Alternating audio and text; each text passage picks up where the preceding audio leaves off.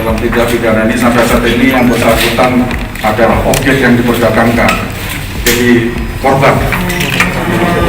Jadi kemampuan dia untuk tersangka itu gimana? Tanya langsung.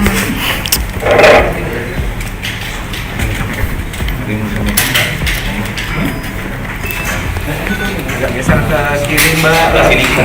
Oke, sip. Historia. Sorry ya.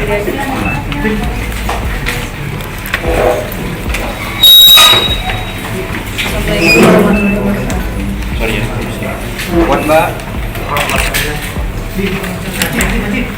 Pertama-tama saya mohon maaf kepada kedua orang tua saya dan kerabat saya. Saya mengucapkan permohonan maaf kepada warga Kota Medan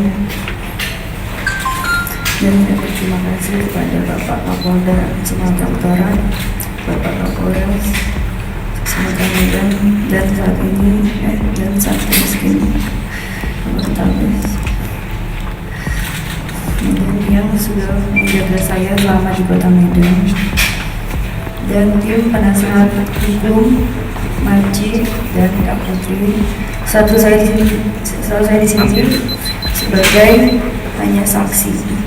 Dan sampai saat ini terus mendalami, di mana kita masih menduga masih ada cukup besar prostitusi online ini, bisa kita katakan online, yang cukup menjanjikan keuntungan ekonomi yang cukup besar, dan tersebut disampaikan oleh saksi saudari H yang kita dapatkan selama proses penyidikan.